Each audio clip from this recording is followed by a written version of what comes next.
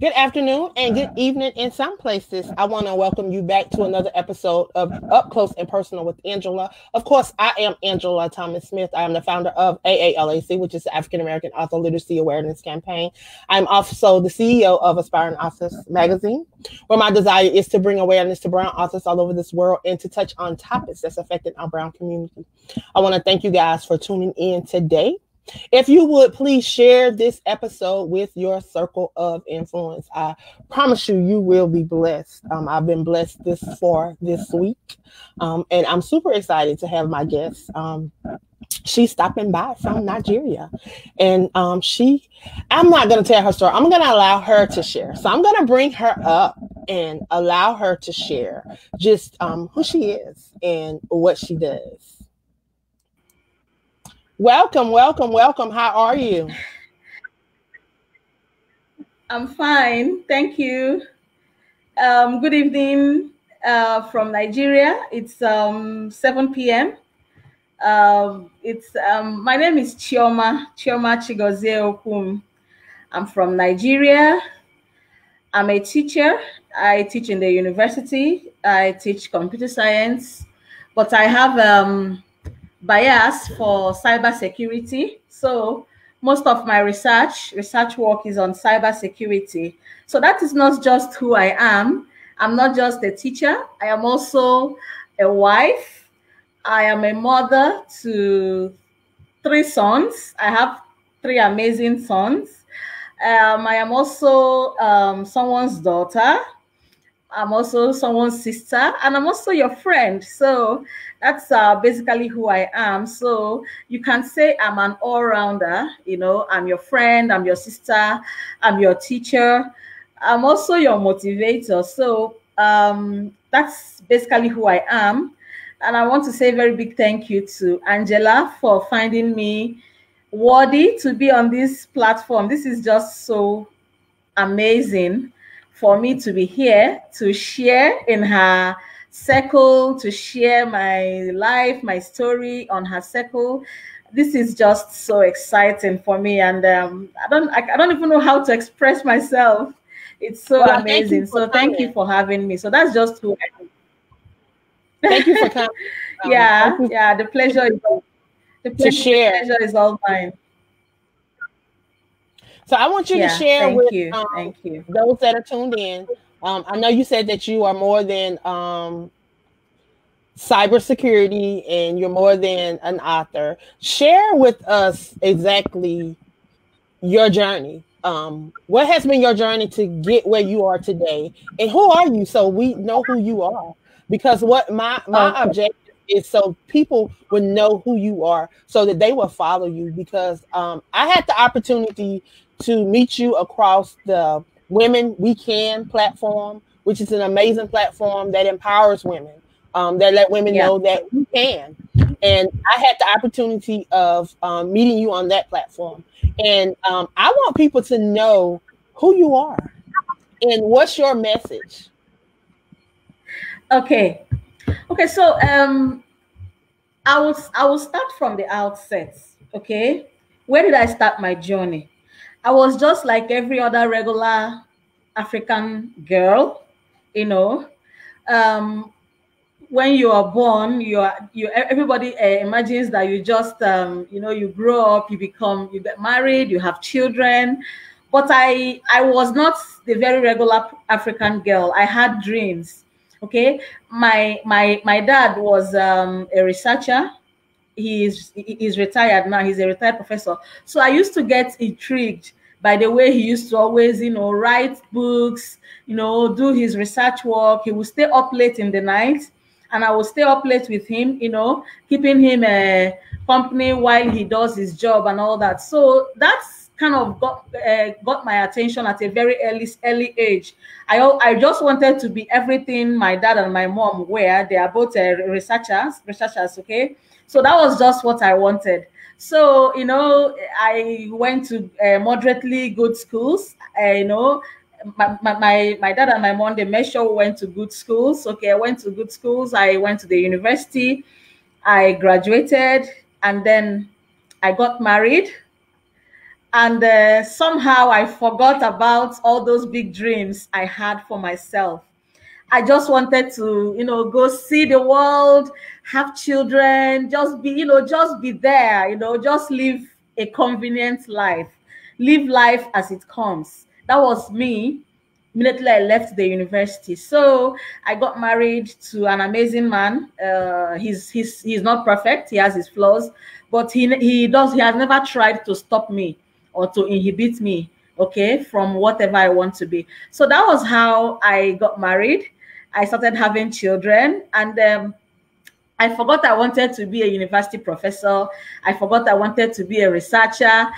And I just said, I woke up one morning and I said, okay, I just have to go and open a shop and start selling things. It sounds exciting. At that time, I would just do anything that comes to my mind, I just do crazy things. So I told my husband, he said, is that what you want? I said, yes. So he said, okay. I got a shop in the market. I started traveling to Dubai to buy things, to sell. I was making money. Money wasn't the issue at that time, but something was missing. When you have a purpose in life, when you have a call, something was missing. I was carefree, living the carefree life, but I wasn't happy. Okay, so there was this day my dad came to my shop and he looked at me and said, is this all you want to be? Is this really all you want to be? And I looked at him. I said, I'm okay. I make money. I'm fine. I go where I want to go. I'm happy. He said, I'm just asking because I used to know some big things, big dreams you said you had. You wanted to impact your world. You wanted to teach children to be better. You wanted to, make your world a better place. So that was how he said, and by the way, a time will come when you'll be the only illiterate in the family. Meanwhile, I had a bachelor's degree. My two younger siblings were already doing their masters. Dad has a PhD, he's a professor. Mom has a PhD. There's something with family culture. When you grow up in a family, there's this thing we call family culture. If your family is in a trade or merchandising business, that is all you know. So growing up, all I knew was study, teach, impact, and all that. So I forgot about who I was. So I got home that night and something moved in me. And I said, is this really who I want to be? Is that all? I cried. I remembered all my beautiful dreams, and that was the realization stage for me that I was not living my ultimate purpose. I was just living a convenient life. So that was it. Yeah. You said the word, right? Life. For months now, I've been dealing with that word, life. And I've been asking people, exactly. Are you living life? Or life, are you just existing and life is happening around you? And some of us, we get caught up in that and we get caught up in everybody else's life and we get caught up in the things around us and we get consumed and forget about our life and what we're called to do and what God placed us here and what our purpose is. So when you said that word, it brought back to my remembrance. He said, what is that word, life? What does that word mean to you? Yeah, life is not just about sleeping and waking up. To me, when you are alive, like I look at a tree that is alive, it does more than just stay there. A tree that is alive, it gives us shelter in the parks. It gives us fruits in season. Sometimes it sheds its fruits, its leaves. So when you say, I'm living, are you really living or are you existing? So when I say I'm alive, I should be impacting my world, no matter how small. I should be able to shed, I should be able to provide shade for someone. I should be able to give fruits, to someone. I should be able to, no matter how small, you don't have to change the world, but you can actually make an impact to someone, no matter how little. That is how life should be. So when I looked at myself at the time, I was just being selfish. You know, I was just trying to, you know, I want to see the world. I want to do things on my own. But how much of what I was doing is impacting my world? You know, so I was just living the convenient life. Meanwhile, God, God has given me an ultimate purpose, and I'm not even making any efforts to move towards that ultimate purpose and become who God wants me to be. You know, because when you realize that you are not living your ultimate purpose, you know, that hunger, it's like heroin addiction. You know, it drives you crazy. Like that was me in 2013 when my dad asked me, "Is this all you want to be?" And something just woke up. I felt like someone who was under, you know, under an influence. You know, I looked back, I said, wow, so much time has passed, but I'm not going to let one day cross without walking towards my ultimate purpose. I just have to move towards my ultimate purpose. So I looked around me and I said, what do you want to be? I want to be a teacher at the university. I want to teach young people. I want to impact their lives. Okay, so, and I said, I just have a bachelor's degree, so that's not going to take me anywhere. Okay, so I have to make an effort. And at the time, I was living in a city that was a pure merchandising city, because it was just buying and selling in that city. So I told myself, I have to move. With 2 children, so I spoke to my husband and he said, is that what you want? I said, yes. He said, okay, you have my blessings.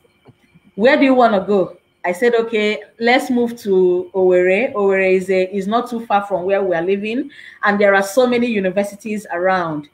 So that was the beginning of my realization, of my actualization. I've already realized who I am and who I want to be. But it's not just enough to realize. You have to actualize. You have to do the work.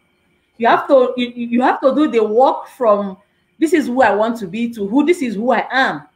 Okay, so we had to move. We moved town. You know, had to get an apartment. You know, I had to move my business too because I needed to be making money to sponsor myself through school and all that. So I moved my business. I moved my family. And then it started. So you know how God works. He has a plan. He has a master plan. 29 and 11. He already told us that. You know, before we even, yeah.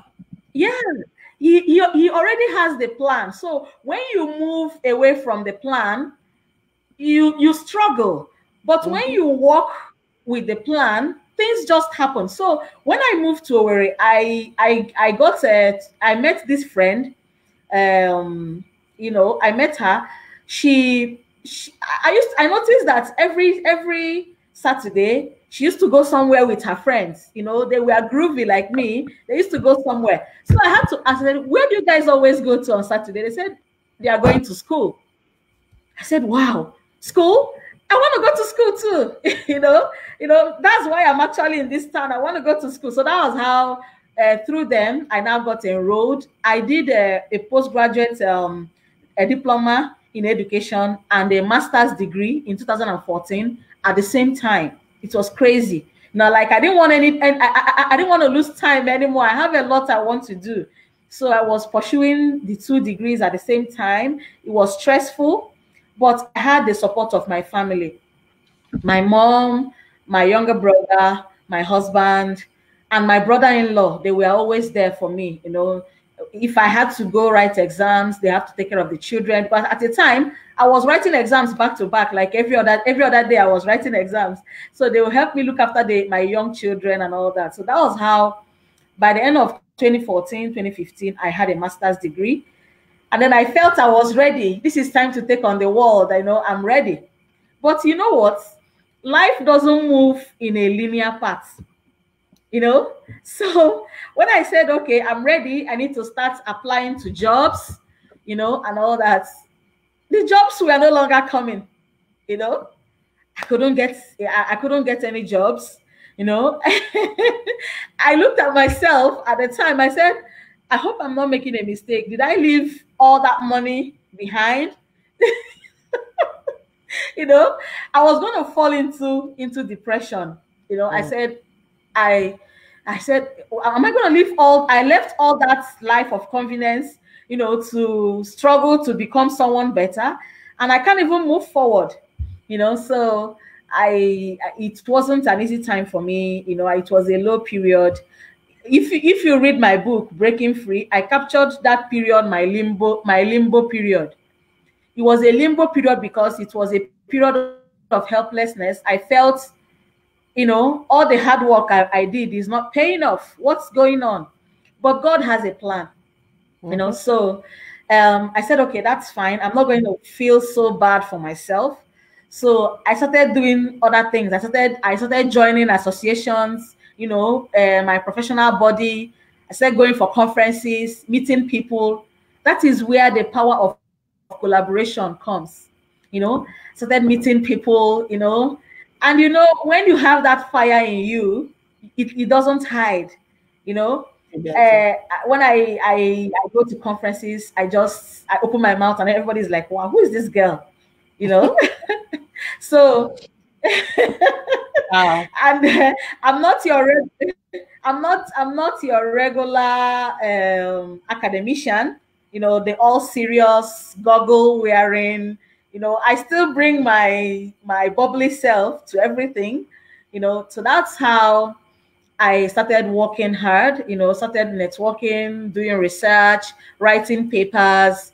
You know, it wasn't easy. Money was an issue at the time, but thank God for family, thank God for friends, you know. And I now enrolled for my PhD at the time. And then when it was God's appointed time, I just applied to this job that I'm doing now. I went for the interview and I got the job. You know, and things started happening. Yeah, you know, I started feeling happy, you know. So, and I go to school, I teach the students, and then I said, okay, that's fine. The research aspect of my life has taken, you know, it has moved. I'm now able to write papers, get visibility, you know, do research, teach students, and all that. But then I have to do something more. I have to motivate other women because in Africa, I don't know how it is over there. In Africa, there are so many dreams that are dying every day. These dreams are not dying because, yeah, it's not because the ladies are not dreaming or they are not making efforts, but the odds are already piled up against you even before you start. We have societal conditioning, you know, people telling you you're a woman, it's just for you to have children. It's fine. I tell people that I'm one person that believes that you can win on all fronts. You can win at home and you can also win in the boardroom if you want to. Okay? I say so because it's working for me. I push myself. I'm there for my children. I'm there for my husband. There are sometimes I'm not there, but they understand that I have to move. But I'm also, you know, doing my job. So I said, that's fine. So that was what motivated me to write this book, Breaking Free. You know, when I wrote the book, I have this group of ladies that I mentor, and then they asked me, how did you just move from that regular person we know to someone that is just all over the place? People can't ignore you anymore. I said, it's a journey that took me. I remember it took me some time, but it's just a journey of grace. Okay. Yeah. I think it was free. Yeah, yeah. It's a journey that, you know, it. Can you hear me? Yeah, it's freezing up, but it's okay. I was just gonna comment on something that you said. I was gonna comment on something you said, but I think it's freezing up, so I don't know if you can hear me or not. I can hear you. Okay, so I was gonna comment on when you were saying that the odds are against you. And you were saying it's if it's like that in America, I think it's like that all over. You know, just women, period. And then women, brown women, the odds are double against us. And Yeah. it's just like you have to fight extra hard for positions. You have to fight extra job for pay, and you still have to fight against people thinking that you're not qualified for this. They thinking that you're not supposed to do this, you're not supposed to do that, you know, and that's all over the place. You know, you think that you are progressing when they just sitting you back, they regressing. Everything it seems like it's going backwards instead of forward. It seems like the harder we fight, it seems like the harder it get for us to really get forward in this world. But I thank you, because you are setting an example for a lot of women, not just in your homeland, but all over the world, because you're not just being seen there, you know, because you are a part of a global platform, Women We Can. That's why I had the opportunity to meet you, and you're doing some amazing. You are definitely sharing your platform and sharing your story, letting people know that it's possible, that you can. And you said something earlier, way back in the beginning of this conversation, when you said just one day you woke up, something woke up in you, you know, and it's that spiritual connection, because you said something else powerful. We all have a purpose. You know, God has placed us all here with a reason. He didn't just drop us out the sky and say, okay, you know, when he conceived us in our mother's womb, he had already ordained the life for us. You know, choices that we make sometimes take us off that course, but the plan that he had for us, it is clearly stated in Jeremiah 29:11. He said, I got a plan for you, to prosper you, for you to be in good health, for you to have hope in a future. You know, he states that for us. And then even before that, in Jeremiah 1:5, he tells us, he said he knows every hair on our head. He called them by name.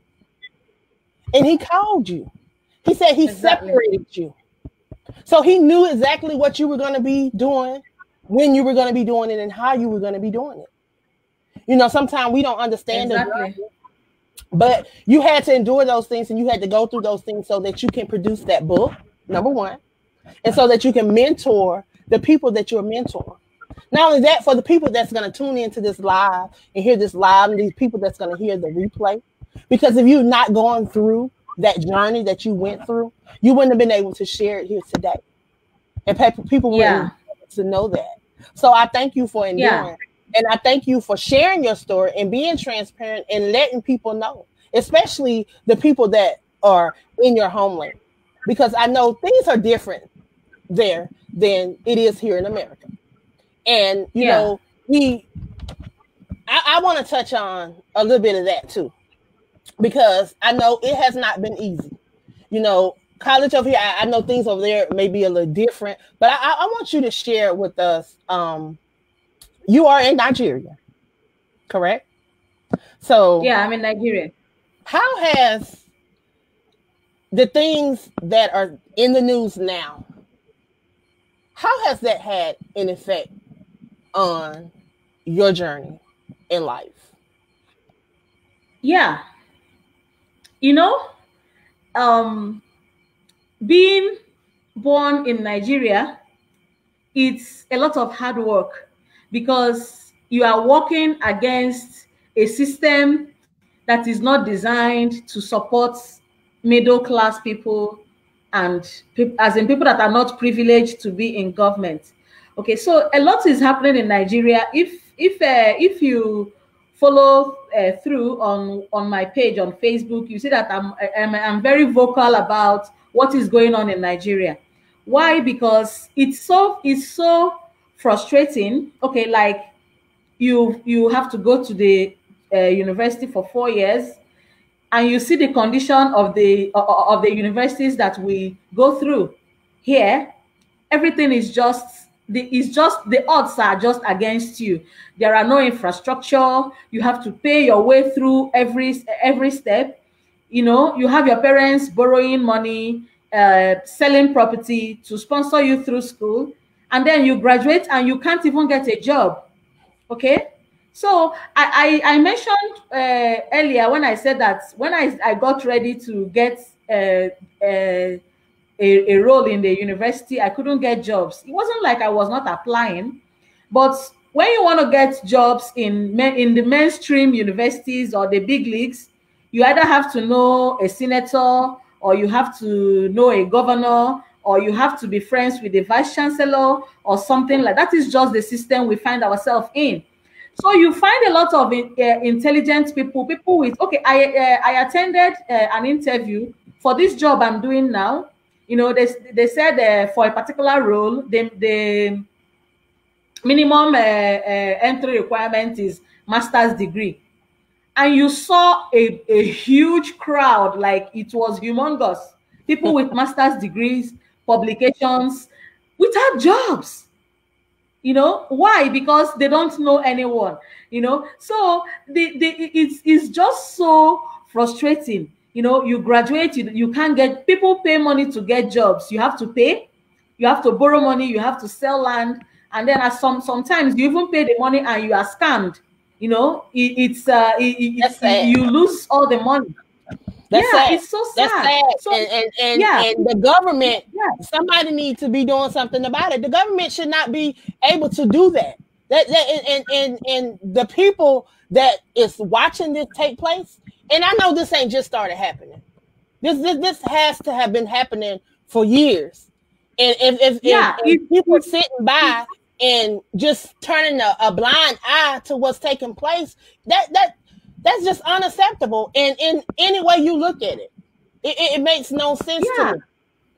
You know, and so you're not the only person that has shared this story with me. You know, I've gotten this story from several people. I've gotten several stories from people about how they work for people that are in place of power, that have powerful positions in your country.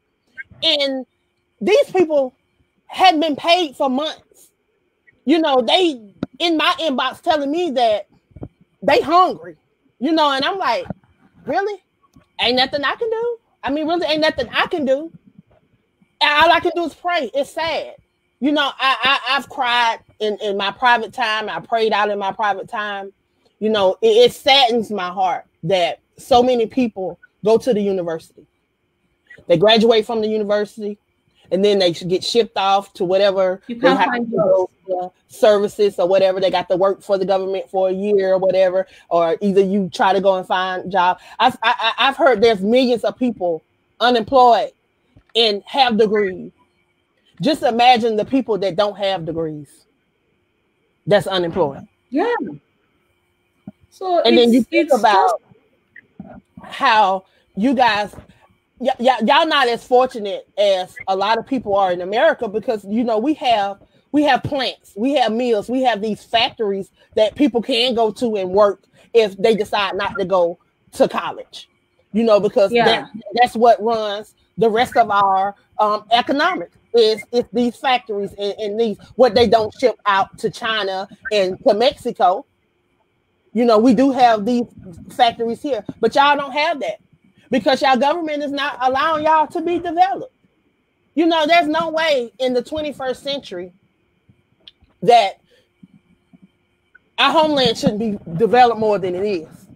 And I'm ashamed as an African American. You know, if we, you know, we can't continue to turn a blind eye to what's taking place, because what affects y'all affects us, whether we want to accept it or not. And what affects us affects y'all, because exactly we all connected. We all connected by the soul.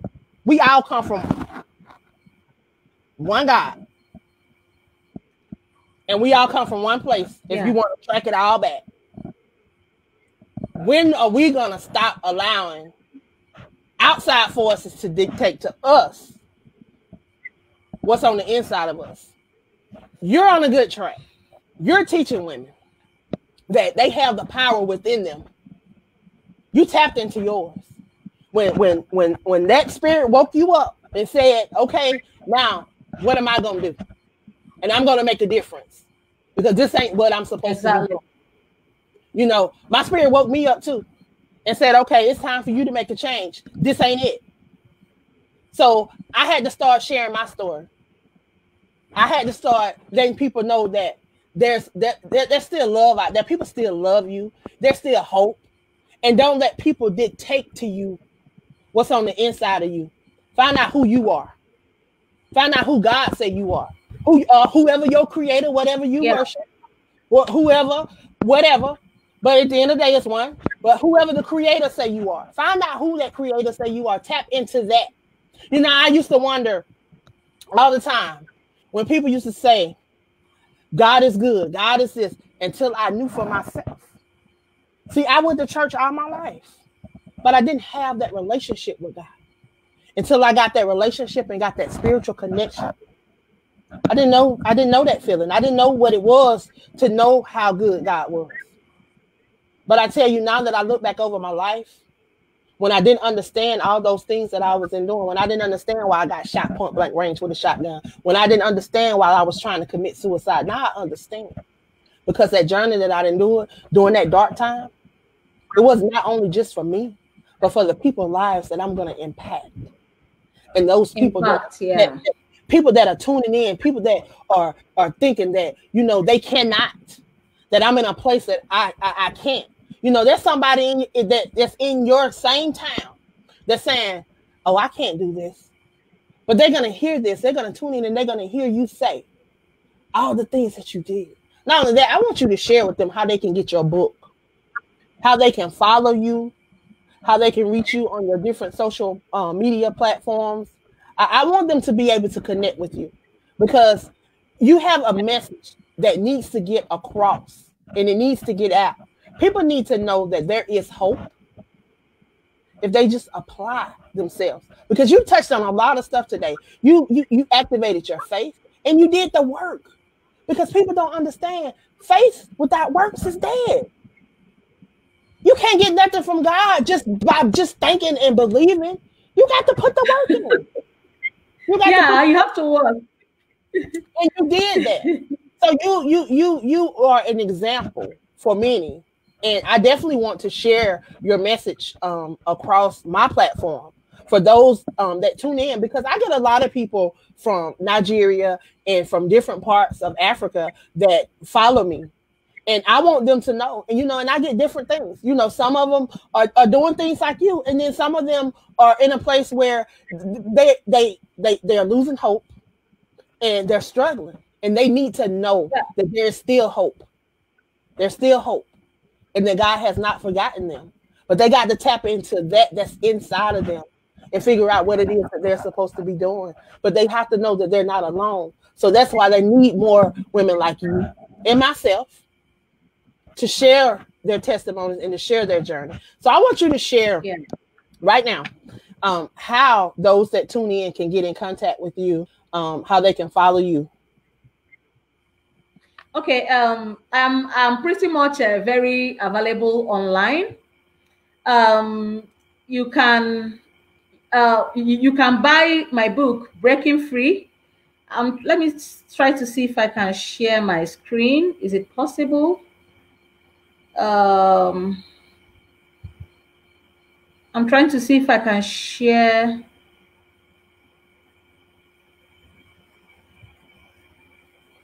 My screen.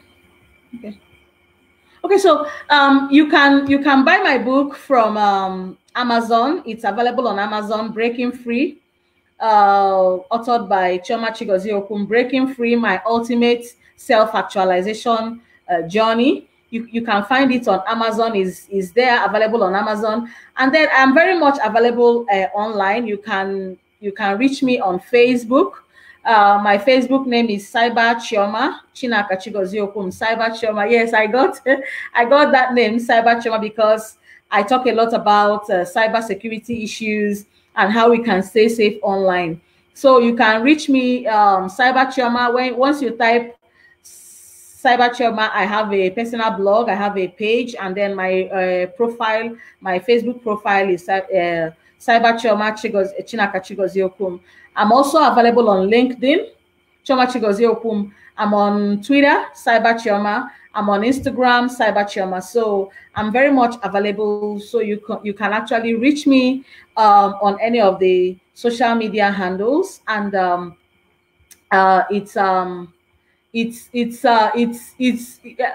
many of us assume that it's a hopeless journey, but when you connect with us on Facebook, we try to encourage each other, we try to have each other's back, we comment, we write, and that's basically that. And you are a part of Women We Can, right? Yes, I am. I think we lost you. Yeah.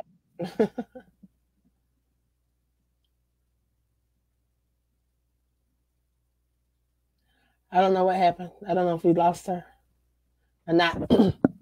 But I truly have been enjoying this interview. I wanted her. I don't know if we lost her or not. Oh, there she is. No, we did not lose her. No. Sorry. It's okay. I had to just go get her.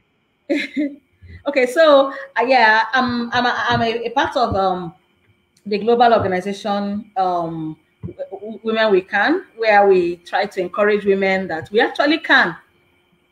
If you can think it, you can actually do it. There are no limits. There are no.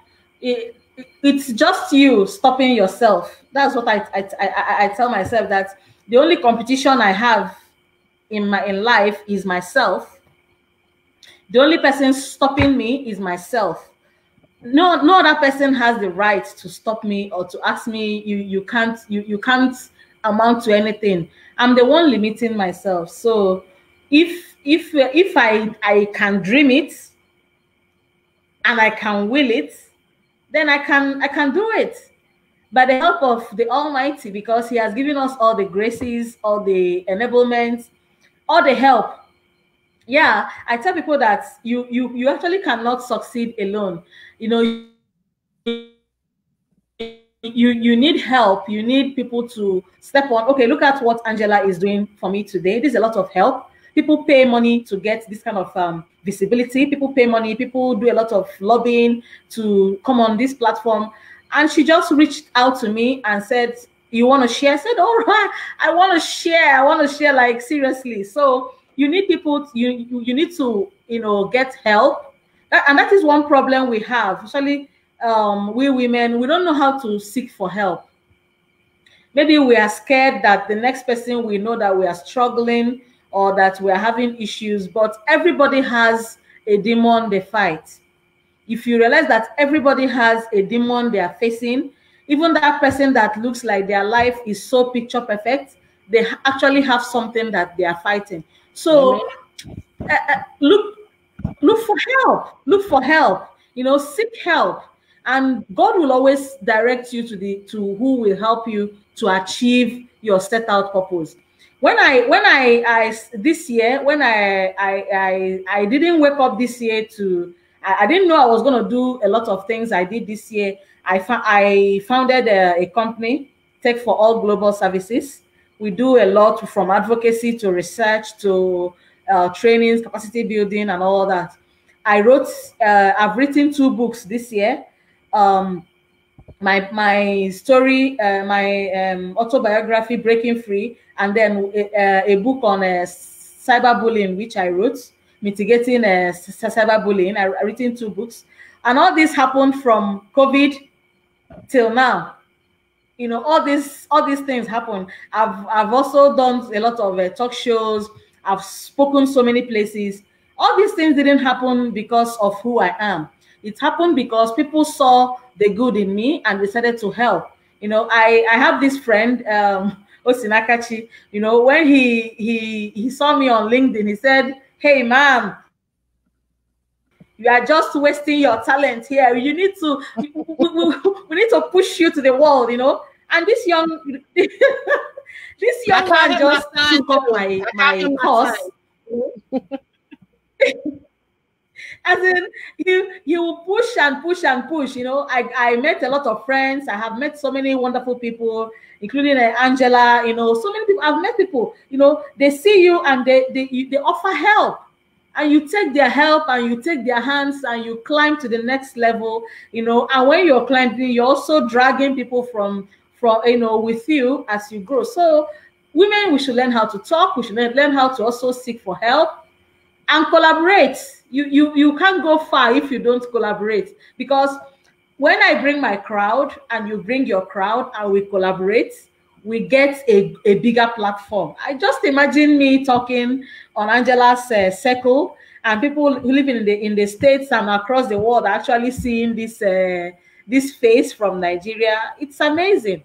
You know, it's just amazing. So that's just how it is. So you can connect with me on Facebook, Instagram, Cyber Chioma on Instagram, Cyber Chioma on Twitter, Cyber Chioma Chinaka Chigozie Okum on Facebook, and Chioma Chigozie Okum on LinkedIn. I'm just all over the place. And you will love it when you come into my circle, because I write about just anything, as long as the Holy Spirit has laid it on my heart to share. I write and I share, and we encourage each other to be better. Amen. Amen. I want to share with you the word power and how God revealed it to me. So the P stands for position. Position to overcome by being a willing vessel to empower others through your resilience. So to me, you represent exactly what God revealed to me that word meant. You know, oftentimes people tell us what words mean, but until God revealed that word to me, I never felt power before. Now I truly feel power. The word power didn't resonate to me like it resonates to me now, because in order to receive what he wants you to receive, he already put the power in us. You have to position yourself to overcome any obstacle that comes at you, no matter what it is, because he tells you in Luke 1:37, if you have faith. It says faith does not make things easy, but it makes it possible. So if you makes it possible, yeah, to overcome. If you position yourself to overcome by being a willing vessel, that means when he say go, you can't say no. When he say bless somebody, you can't say no. How am I gonna bless them? When he say sow into somebody, when he say give, when he say do this, you can't say no. How? Just do. If you're willing to be that vessel, he will use you. He will use you. And not only that, when he uses you, he always equips you. He equips you before he uses you. So he don't put you out there for the wolves. He equips you so you can empower others through your resilience, because you didn't give up. You fought through it all. You fought through the stigma. You fought through everything that everybody said you could not do. When obstacles came up, you made a way. When you said, okay, I need to move, you picked up and you moved. But see, that's a lot of people won't do that. They won't trust what God is telling them. They'll stay in the same place, knowing that he told you to move. He may have told you to move to California, and I'm talking to somebody in the U.S. He may have told you to move to California, but no, you want to stay in Georgia. But he don't told you to move to California. But because of your obedience, he put you in a place where you could be blessed. People don't want to do what he tell them to do. I thank you for coming on, sharing today. Your testimony has been powerful. I truly have been inspired. I am glad to be connected to you. I thank you for allowing me this opportunity to share you across my platform. I don't take it lightly. You know, when God gave me this platform, I didn't understand it in 2014 because I was a new author and I didn't know. I said, okay, I'm going to share books. But when I started telling people it was more than books, I didn't even know why I was telling people. When you come a part of AALAC, it's more than books. And then as we began to develop and to begin to grow me and to transform me, I started seeing It's not just about books, because we don't have these books just to have these books. These books have messages in them, and they are messages from God. Exactly. To share, to empower, educate, and encourage individuals to change someone's life. To change their life. And people don't even understand what the word life means. A word that's been in existence for 4.8 billion years. He downloaded that word into me too, life. The L stands for love. The I stands for inspiration. The F stands for fear of God. And the E stands for the E3 experience, which is educate, empower, and encourage. I didn't understand why that was downloaded into me, but now I understand, because I was not living life, because I was being mean to people. I wasn't showing love. I had hate in my heart. I had to do a lot of evaluating, and I had to get myself together. And that's what a lot of people need to do. They need to do self-evaluation, because God not dropping anything new out of the sky. Everything that we have in this world is already here. We have to do the things that He has ordained us to do, so that these things can manifest in our life. Even the future inventions, He already ordained who's going to invent them. But we have to stir up the gifts in these people so that these invention and these creativity juices can flow. They can't do it in stagnation. They can't do it in fear. So we got to keep doing what you're doing, and that's sharing love and hope through your message. So I thank you for coming on today and sharing. Is there anything, before we leave, is there anything that you would like to share to those that are tuned in, those that will hear this replay, to encourage them on this journey called life, and how they can tap into their power? Okay, I would just want to leave one message to everybody that's going to watch this video, that's listening to us throughout this conversation.